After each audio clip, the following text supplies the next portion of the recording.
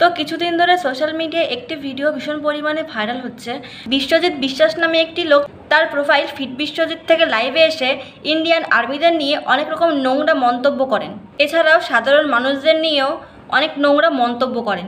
তার লাইভে একটি কমেন্টের উত্তরে তিনি বলেন যে তোরা জোন খেটে খাস, চাকরগিরি করিস, এটা তোরা স্বীকার কর। এর মানে হচ্ছে বিশ্বজিৎ নামে এই লোকটি মানুষের কাজকেও অপমান করছে, ছোট করে দেখছে। ওর কথার মানে এটাই, যারা জোন খেটে খায়, যারা চাকরগিরি করে, তাদের এই সমাজে কোনো জায়গা নেই। বিশ্বজিৎ এটাও বলে যারা সেনাবাহিনীতে কাজ করে তারা কেন মাইনে নেয়? তাদের যখন এতই দেশভক্তি তাহলে তারা কেন মাইনে নেয়? তারা তো বিনা মাইনেতেও কাজ করতে পারে। তাদের যদি মাইনে দেওয়া বন্ধ করে দেওয়া হয় তাহলে তারা নাকি এই কাজ আর করবে না। বিশ্বজিৎ এটাও বলে যারা সরকারি চাকরি করে 2 লাখ কি 60,000 টাকা মাইনে নেয় তারা নাকি 6 টাকারও কাজ করে না, এবং তারা নাকি প্রত্যেকে মাতাল হয়, তারা নাকি বাইরে থেকে মদ খেয়ে এসে বাড়ি এসে ঝামেলা করে। বিশ্বজিৎ এটাও বলছে যাদের সংসার চলে না, যারা গরিব ঘরের ছেলে মেয়েরা, তারাই নাকি এই সেনাবাহিনীর চাকরি করে।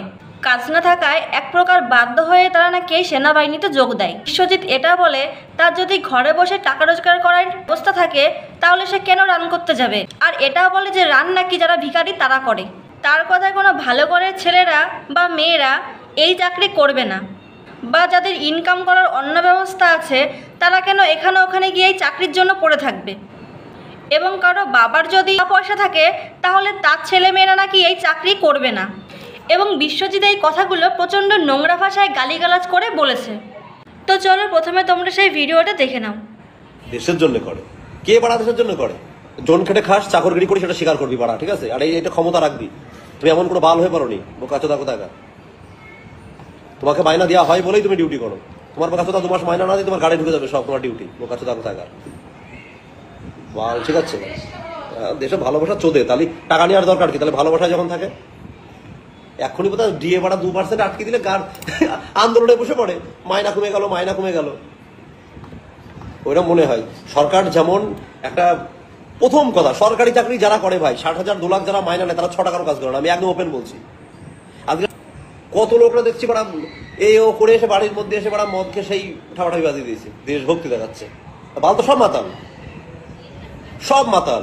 না না, বোকাচোদা মাইনা নেবে 70,000 টাকা, আবার বাড়ি এসে বলবে দেশভক্তি দেখাচ্ছে। তার মাইনা নিস না তুই, দেশভক্তি 1 মাস মাইনা আমাকে, আমি বলছি 1 মাস বাদ দিয়ে। আর লোকে বলো না ওই তোমার হচ্ছে ওইটাই কে করে কে করে, মানে তুই চাকরি ছেড়ে দে, বড় হাজার হাজার ছেলে পেলের সংসার চলছে না, মানুষ পাগলের মতো ছুটে বেড়াচ্ছে। যার সংসার চলে না সে যায়। আজকে আমার বাপ, আমার সন্তানরা যাবে? আমার যদি ইনকাম করার ক্ষমতা থাকে আমার সন্তান নিশ্চয়ই যাবে না ওইসব জায়গায়। কেউ দেশের জন্য করে না। ওইসব বালের গল্প আমার সামনে দিয়ে লাভ নেই। খালি রানিং করবে। আর রানিং কারা করে? ভিখারি তো তারা রান করে। কত টাকা মাইনা, কত ইনকাম, কত? একজন লিখেছে, মানে অনেক আগে একটা কমেন্ট করেছে, রানিং রানিং করা ভিখারিরা করে, পাল রান করতে যাবো কি জন্য? আমার যদি শুয়ে থেকে যদি পয়সা কামানোর ক্ষমতা থাকে, আমার যদি বিজনেস থাকে, আমার যদি কোয়ালিটি থাকে, আমি কেন রান করতে পারবো? বাড়া বালের ইয়ে দেখাচ্ছে এখানে বাড়া। এখনই সরকার মাইনা বন্ধ করে দেখি বাড়া কে কত দেশ ভালোবাসে বলে, এখনই বেরিয়ে যাবে। দিক বন্ধ করে মাইনা দেখি শুধু আমার। আর আমি বলেছি তো একদম লো গ্রেডের চাকরি কারা করে? যারা ভিখারির বাচ্চা তারা, আমাদের মতো যারা ভিখারি ঘরের ছেলেবেলে তারা করে। হ্যাঁ আমি ভিখারি ছিলাম, আমি করিনি, আমি অন্য কিছু করে পয়সা কামিয়েছি, আমার ক্ষমতা আছে, ঠিক ঠিক। ওর জন্য বাল আমাদের 9টা 5টা যেতে হয় না, কোনো জায়গায় গিয়ে পড়েও থাকতে হয় না। তোর ক্ষমতা নেই, সেখানে গিয়ে পড়ে আছে, তাই এত ভাব খাওয়ার কি আছে বাড়া? যার ক্ষমতা নেই সে গিয়ে পড়ে থাকবে, যার ক্ষমতা সে পড়বে না। তো চলো এবার বিশ্বজিতের এই নোংরা কথার একটু জবাব দেওয়া যাক। তো এই বিশ্বজিৎ বলেছিল কারা সেনাবাহিনীতে যায়, যারা গরিব ঘরের ছেলে মেয়েরা তারাই নাকি এই সেনাবাহিনীতে যায়, তারা নাকি 6 টাকারও কাজ করে না, এবং যার শুয়ে বসে ইনকাম হচ্ছে সেখানে সেনাবাহিনীতে যাবে।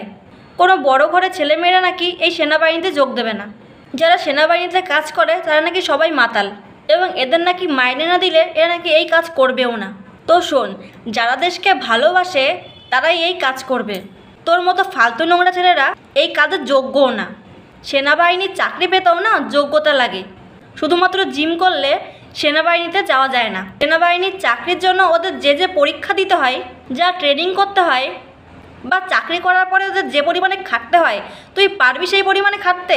তোকে দেখে তো মনে হয় না, তোকে দেখে শুধুমাত্র গলাবাজি করতে পারিস এটাই মনে হয়। যারা সেনাবাহিনীতে চাকরি করে তারা তো চাইলে 2 নম্বরই ব্যবসা করেও ইনকাম করতে পারতো, এর থেকে অনেক বেশি বেশি টাকা ইনকাম করতে পারতো, কিন্তু তারপরেও তারা সেনাবাহিনীতে চাকরি করছে, কারণ তারা দেশকে ভালোবাসে।